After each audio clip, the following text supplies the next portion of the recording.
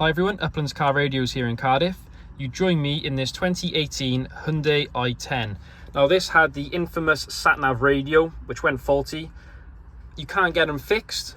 The only option is a replacement from Hyundai, which I believe costs around £4,000 to £5,000. There's no aftermarket solution available for it. However, with our modifications and wiring, we've managed to get a KENWOOD DMX5023DABS fitted.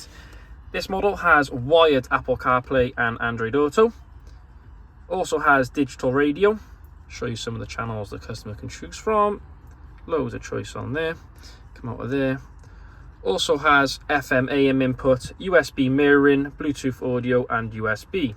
Managed to retain the OEM USB working down there. We've also kept the steering wheel control working as well. Now this model comes with a 3-year extended warranty if installed by a pro installed dealer such as ourselves. If this is something you're interested in for your car, please let us know.